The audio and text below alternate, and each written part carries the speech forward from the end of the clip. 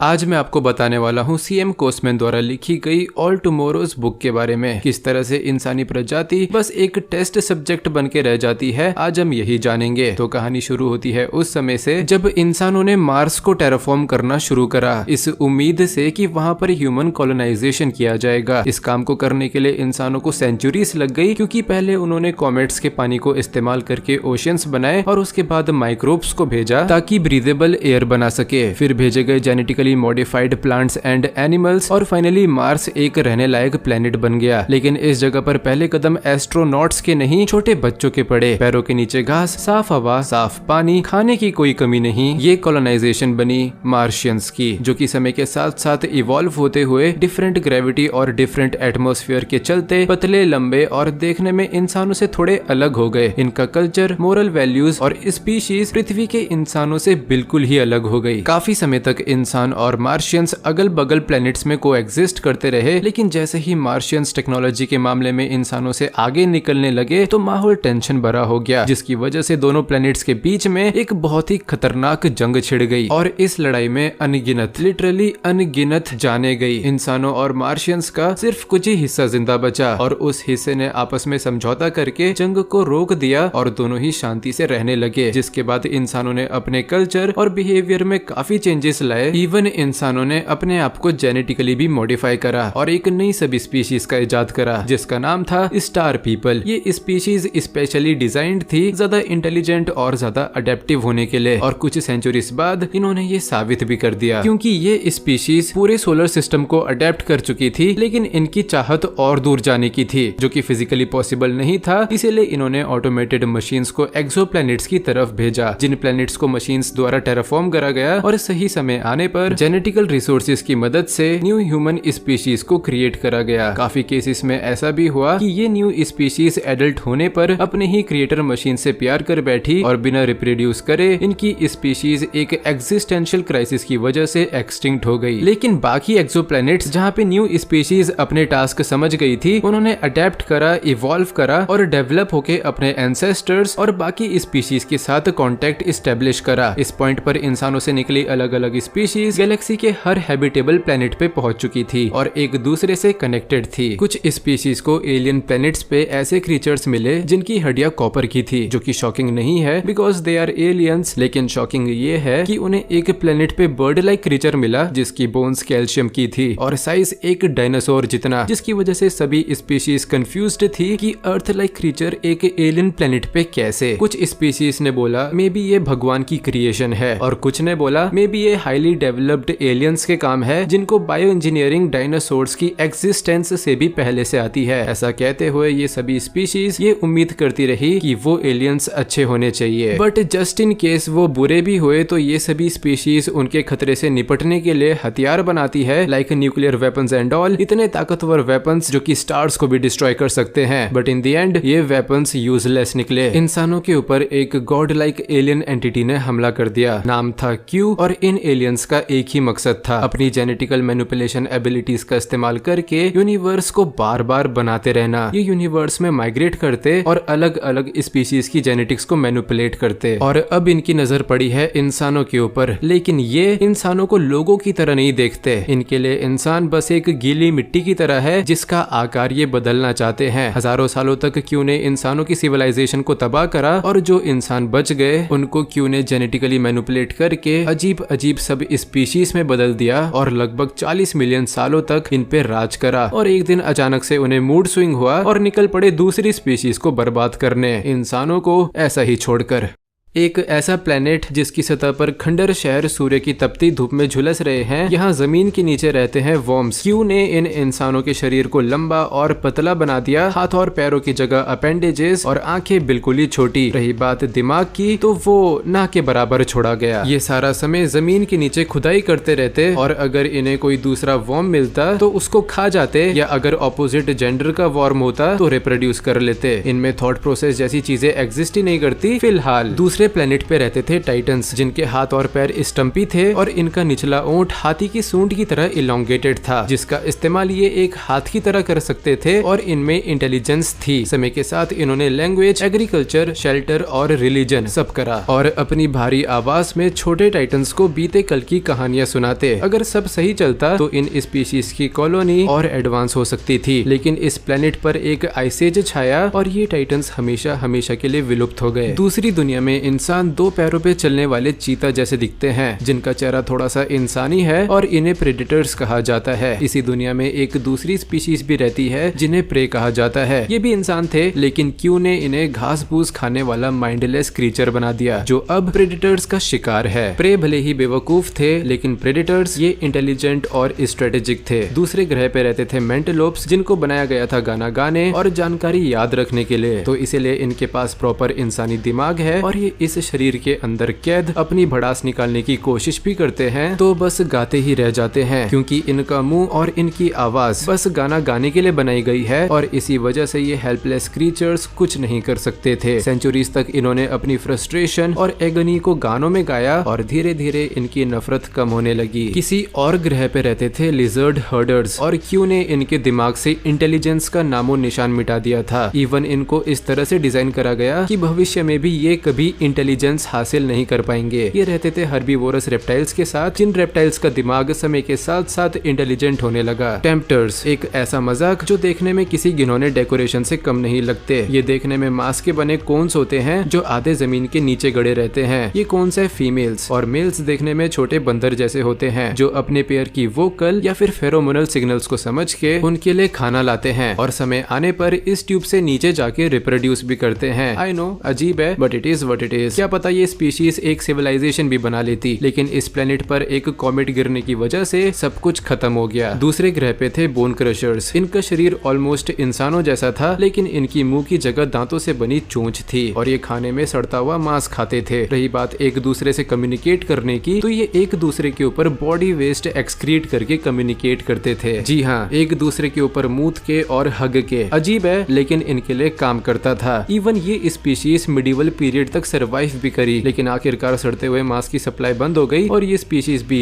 ठप पड़ गई। ज्यादातर इंसानी ग्रहों को क्यू ने आसानी से हरा दिया था, लेकिन एक स्पीशीज ने फाइट बैक करा और हारने से पहले 2 बार लड़ाई करी, और क्योंकि ये स्पीशीज इतनी जिद्दी थी तो क्यू ने इन्हें पनिश करा और क्यू ने इन इंसानों को जिंदा मांस के बने ब्लॉक में बदल दिया, जिनका नाम पड़ा कॉलोनियल्स। हर एक ब्लॉक कभी इंसान हुआ करता था, लेकिन अब ये सब nervously connected living filtering device हैं, जो कि क्यू के बॉडी वेस्ट को फिल्टर करके जिंदा रहते हैं। क्यू ने इन्हें बनाया ही इसलिए है ताकि इन्हें ह्यूमिलेट कर सके। पूरी तरह इंसानी दिमाग, लेकिन कुछ करना तो दूर, कुछ बोल भी नहीं सकते, सिर्फ देख सकते हैं। 40 मिलियन सालों तक कॉलोनियल्स अपनी एक्सटिंक्शन की दुआ करते रहे, लेकिन इनको बनाया ही एफिशिएंट होने के लिए था, तो इन्होंने सिर्फ सरवाइव नहीं करा, बल्कि पूरे प्लेनेट पे मांस की बनी रजाई की तरह फैल गए और तड़पते रहे। कुछ इंसान ऐसे थे जो क्यू से बचने के लिए अंडरग्राउंड हो गए, लेकिन क्यू ने उन्हें फिर भी ढूंढ लिया और बोला तुम्हें अंडरग्राउंड रहना इतना ही पसंद है तो चलो तुम्हें अडेप्ट ही कर देते हैं। और इन इंसानों को बनाया गया ब्लाइंड फोक, देखने में विशाल चूहे जैसे, लेकिन इनकी आंखें नहीं होती, उंगलियां लंबी और नोकीली, बड़े कान, और ये अंडरग्राउंड ही सरवाइव करते थे। बट इनके प्लेनेट पे टेक्टोनिक प्लेट्स की मूवमेंट काफी ज्यादा होती थी, जिसकी वजह से हर एक बंदा पिचक के मर गया। एक ऐसा ग्रह जहाँ ग्रेविटी काफी ज्यादा है, वहाँ पे इंसानों को लॉपसाइडर्स बनाया गया, देखने में असिमेट्रिक और शरीर बिल्कुल गोबर जैसा। ट्रांसपोर्टेशन के लिए ये इन 3 हाथों का इस्तेमाल करते हैं और ये पतला हाथ खाने को अपने मुंह में धकेलने के लिए। इनके सर में 2 आंखें होती है, एक ऊपर आसमान की तरफ और दूसरी सामने की तरफ, ताकि खाना ढूंढ सके। समय के साथ इन लॉपसाइडर्स ने कॉलोनी भी बनाई, देखने में अजीब थे, लेकिन इनका सर्वाइवल काफी जोरों से हुआ। इसी प्लेनेट के मून पे रहने वाले इंसानों को बनाया गया स्ट्राइडर्स, पतले और लंबे क्रीचर्स, क्योंकि मून की ग्रेविटी काफी कम थी और इन स्ट्राइडर्स का शरीर इतना कमजोर कि लो ग्रेविटी में भी अगर गिरे तो हड्डियां टूट जाए। वेल, आने वाले 1000 सालों में स्ट्राइडर्स वैसे भी विलुप्त होने ही थे, क्योंकि यहाँ पे जो चिकन जैसे क्रीचर्स थे वो इवॉल्व होके खतरनाक प्रेडेटर्स बन गए, जिन्होंने स्ट्राइडर्स को मार मार के विलुप्त कर दिया। कुछ ऐसे ऐसे ग्रह भी थे जहाँ इंसानों ने थोड़ा बहुत रेजिस्टेंस दिखाया था, जिनको पनिश करने के लिए क्यू ने कुछ इंसानों को पैरासाइट बनाया और कुछ को होस्ट। शुरुआत में काफी पैरासाइट्स मरे, बट बाद में उन्होंने होस्ट के साथ सिम्बायोसिस करके सरवाइव करना सीख लिया। एक ऐसा प्लेनेट था जहाँ पे समुद्र थोड़ा सा गहरा था, वहाँ पर इंसान बने फिंगर फिशर्स, देखने में ऑलमोस्ट ह्यूमन, लेकिन इनकी एक उंगली बाकी से लंबी और नुकीली होती थी, जिस उंगली को इस्तेमाल करके ये मछलियां पकड़ते थे और खाने के लिए ये लंबा मुंह जिसके अंदर थे नुकीले दांत। फिर आते हैं हेडोनिस्ट्स, एक ऐसे ग्रह पे जहाँ भरपूर खाने का जंगल है, इन्हें मारने के लिए कोई प्रेडेटर नहीं है और इनका दिमाग बिल्कुल खाली है। नॉर्मली ऐसी कंडीशन में ओवर पॉपुलेशन होना नॉर्मल है, लेकिन इनका केस अलग है। ये फीमेल्स सिर्फ तभी प्रेग्नेंट हो सकती थी जब ये अंधाधुन इंटरकोर्स करे, और इसीलिए इनकी पॉपुलेशन कभी आउट ऑफ कंट्रोल नहीं गई। ऑल्सो इनके अंदर दिमाग नहीं होता, तो ऑब्वियसली मोरल्स, फीलिंग्स और लॉयल्टी जैसी कोई चीज इनके लिए एग्जिस्ट करती ही नहीं, जिसकी वजह से ये एक ही टाइम पीरियड में मल्टीपल पार्टनर्स के साथ फिजिकल होते रहते थे। आई नो ये सुनने में बहुत ही डिस्गस्टिंग साउंड करता है, बट कम ऑन यार, इनके अंदर दिमाग ही नहीं है। हमारी जनरेशन में ऐसे लोग हैं जो दिमाग होने के बाद भी हेडोनिस्ट्स वाली हरकतें करते हैं और ऐसा भी चाहते हैं कि इस हेडोनिस्टिक बिहेवियर को सोसाइटी में नॉर्मलाइज किया जाए। ऑब्वियसली ऐसे लोग मेल फीमेल दोनों कैटेगरी में आते हैं और इनको डिफाइन करने के लिए साउथ अफ्रीका की मुद्रा ही काफी है।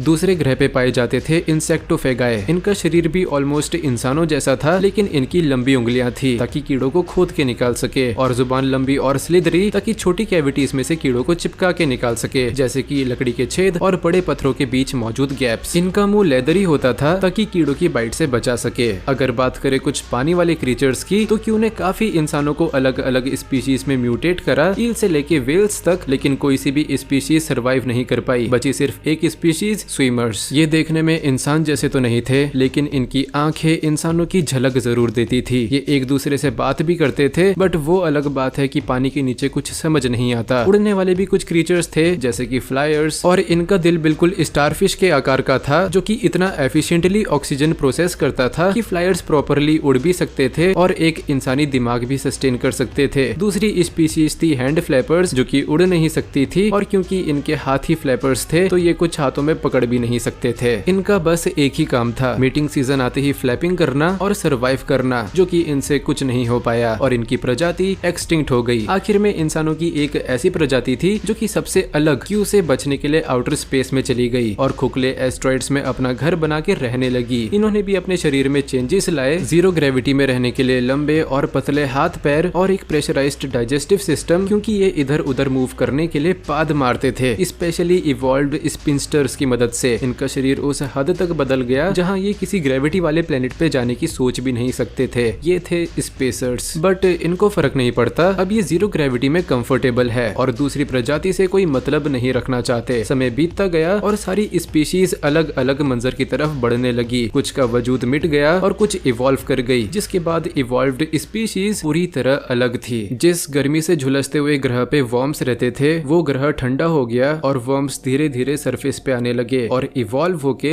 स्नेक प्यूपल बन गए, जिनकी पूरी बॉडी सांप जैसी होती है और पूंछ के एंड में एक हाथ होता है। देखने में ये लोग इंसानों जैसे तो नहीं होते, लेकिन इनका रोज का दिनचर्या इंसानों जैसा ही होता है। सुख और दुख ये महसूस कर सकते हैं, बातें करना, गाने सुनना, किताबें पढ़ना ये वो भी कर सकते हैं। इनके कान तो नहीं होते, लेकिन ये वाइब्रेशंस को बहुत ही प्रिसाइसली सेंस कर सकते हैं और इनकी लैंग्वेज वाइब्रेशंस के अराउंड ही रिवॉल्व करती है। जहाँ पे प्रेडिटर्स हुआ करते थे वो बने किलर फोक, और खाने की कमी के चलते इनके बीच आपस में ही लड़ाई होने लगी। काफी खून खराबा हुआ अंटिल फाइनली एक पर्टिकुलर ग्रुप ने प्रेस को फार्म करने का सोचा for a better chance of survival. वहीं जो ग्रुप नेचुरली हंट करते रहे, समय के साथ वो भी शांत हो गए। स्विमर्स पानी में आग तो डिस्कवर नहीं कर सकते थे, तो उन्होंने एनर्जी के लिए नया तरीका ढूंढा। ये बने टूल ब्रीडर्स, जो समुद्र में मौजूद बाकी स्पीशीज को अपने फायदे के लिए इस्तेमाल करते थे। एनर्जी के लिए इन्होंने ऐसे क्रीचर्स की कॉलोनी सेटअप करी जो एक ही जगह रहकर न्यूट्रिशियस फ्लूइड्स को सेल्फ फिलिंग डक्ट के थ्रू बेचते रहे, like a living power house. और रहने के लिए ये लोग जिंदा शेल्स में रहते थे। लाइट्स के लिए बायोल्यूमिनस क्रीचर्स, इवन इनके पास टीवी भी था जो कि सेफलोपोड स्किन से बना था। और हथियारों के लिए इनके पास मोलस्क से बनी बंदूकें थी जो कि दांतों को एज एमुनिशन यूज करती थी। और इतना सुन के हमें लगता है ओके,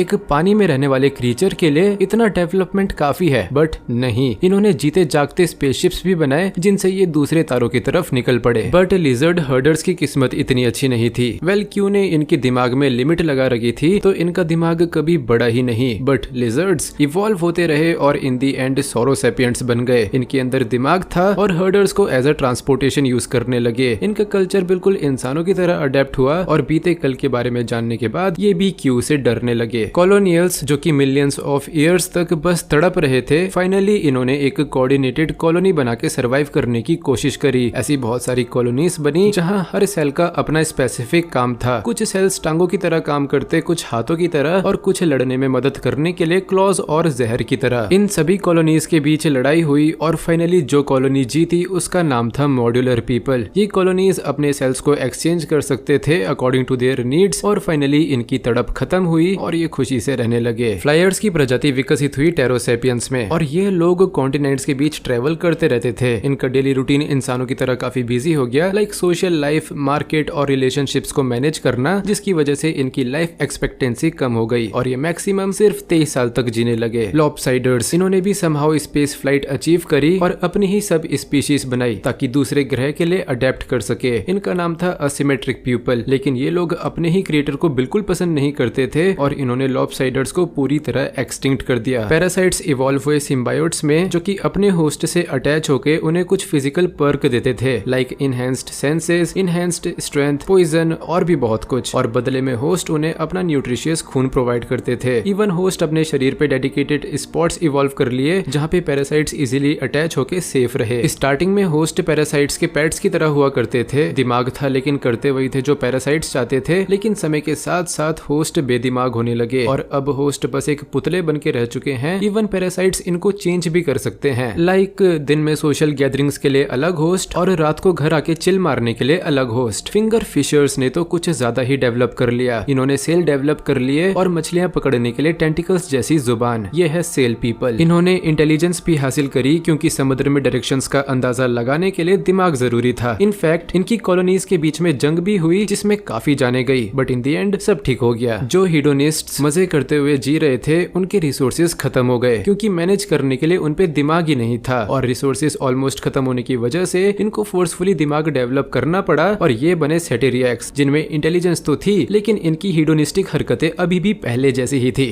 डिस्कस्टिंग। इंसेक्टोफेगाई इवॉल्व होके खुद कीड़ों की तरह दिखने लगे, बट अच्छी बात यह है कि इन्होंने सिविलाइजेशन बनाई और बुरी बात यह है कि इनके ऊपर एलियंस ने हमला कर दिया। इन्होंने अपने ग्रह को डिफेंड करके एलियंस को हरा तो दिया, लेकिन अब एलियंस को लेकर इन्हें PTSD हो गई है और इसीलिए आने वाले समय में जब बाकी इंसानी स्पीशीज ने इनसे कांटेक्ट करने की कोशिश करी तो ये लोग डर के मारे बिल्कुल शांत बैठे रहे। स्पेसर्स इवॉल्व होके और अजीब हो गए, ये बने एस्टेरोमॉर्फ्स। हाथ और उंगलियां लंबी हो गई, टांगे ऑलमोस्ट गायब और सर गुब्बारे जैसा, और इस गुब्बारे के अंदर बड़ा सा विकसित दिमाग। ये लोग पूरे स्टार सिस्टम में फैल चुके थे, लेकिन इन्होंने कभी किसी दूसरी प्रजाति से कांटेक्ट करने की कोशिश नहीं करी। ये बस सबको ऑब्जर्व करते रहते थे। खैर ये सारी प्रजाति समय के साथ इवॉल्व होती रही और एक दूसरे से लाइट ईयर्स दूर इंफॉर्मेशन को शेयर करके कांटेक्ट बना के रही, एक्सेप्ट एस्टेरोमॉर्फ्स बिकॉज वो कुछ ज्यादा ही एडवांस थे, और बग फेसर्स क्योंकि इन्हें PTSD था। बट इनके अलावा भी एक और प्रजाति थी जो कांटेक्ट में नहीं आना चाहती थी, रून हॉन्टर्स, जो कि एक ऐसे ग्रह पर थे जहां स्टार पीपल के काफी रिसोर्सेज ऑलरेडी पड़े थे, जिसकी वजह से रून हॉन्टर्स काफी ज्यादा तेजी से डेवलप हुए और ये बाकी प्रजाति जो अलायंस बना के बैठी थी उसको खत्म करने के लिए रून हॉन्टर्स ने अपनी कॉन्शियसनेस को एक गोलाकार रोबोट में ट्रांसफर कर दिया जिनका नाम था